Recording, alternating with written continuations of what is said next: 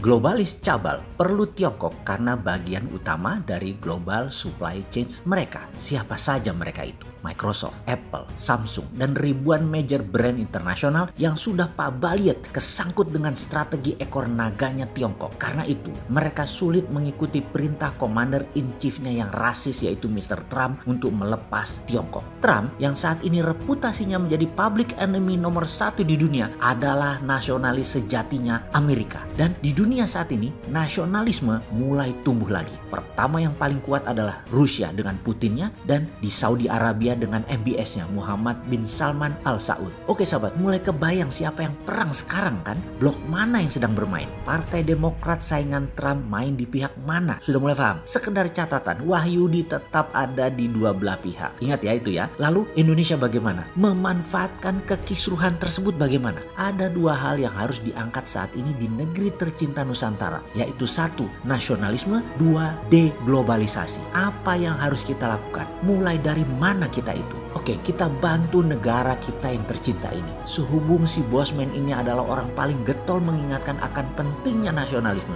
pentingnya Pancasila, dan harus membangun ekonomi kerakyatan, maka secara jelas saya akan uraikan apa yang akan kita kerjakan. Sahabat, kita menengok sebentar ke KEK, kawasan ekonomi khusus. Misalnya yang berlokasi di Kendal. Saat ini kalau dihitung per kepala GDP di kawasan KEK itu yang langsung serta tidak langsung menghidupi 500.000 orang, ternyata mencapai angka 20.000 US dollar GDP per kapitanya atau 5 kali dari GDP per kapita nasional. Atau kita lihat kawasan Jababeka yang memiliki 1 juta populasi, di mana GDP per kapitanya mencapai 35.000 US dollar atau senilai hampir 9 kali dibandingkan GDP per kapita nasional. Saat ini sahabat, ada 50 wilayah KEK di seluruh wilayah Indonesia yang belum bisa berjalan dengan baik. Mengapa belum bisa berjalan dengan baik? Karena masih pakai old system. Dan kita tahu old system doesn't work. Kalau mau masuk ke tatanan dunia baru atau the new normal, ya harus berubah. Kita harus berani merubah sistem administrasi bernegara. Apa yang kita harus rubah? Pertama, jadikan wilayah itu adalah KEK, kawasan ekonomi khusus itu adalah wilayah daerah otorita selama 50 tahun. Kedua, ada free tax selama waktu tertentu atau tax holiday. Misalnya,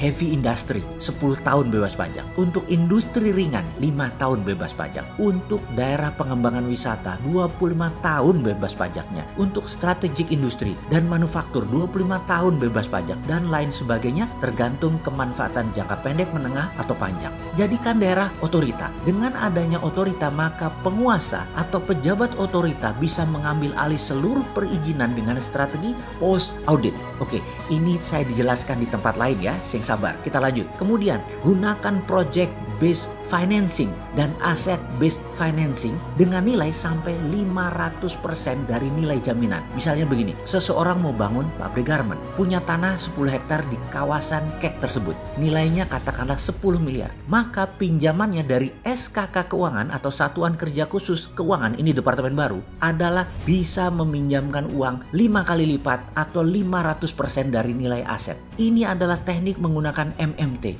Modern Monetary Theory, dan ini gunakan sesuai untuk membangun proyek tersebut. MMT tadi menggunakan rupiah bergambar presiden dan Pak Wakil Presiden yaitu Pak Jokowi Ma'ruf yang berlaku hingga akhir jabatan beliau berdua. Yang ketika mendekati akhir jabatan, uang tersebut bisa ditukarkan ke Bank Indonesia dengan nilai yang sama. Hanya ketika tidak dikembalikan tepat waktu tersebut, maka dianggap hangus dan nilainya nol. Sekali lagi, uang itu hanya berlaku di KEK tersebut, di wilayah kawasan ekonomi khusus tersebut masing-masing. Dengan demikian, diharapkan ada 50 juta populasi tinggal di 50 KEK tersebut. Alias, satu wilayah KEK akan menampung 1 juta populasi yang GDP-nya dalam 4 tahun ke depan akan naik menjadi 16.000 per kapita atau 4 kali GDP nasional pada saat ini. Dan menjadikan secara nasional dalam 4 tahun ke depan, GDP per kapitanya adalah 9.000 dolar. Kemudian di tahun 2030 Indonesia dengan strategi ini pasti akan masuk GDP nasionalnya ke 16.000. Dikalikan jumlah populasi saat itu,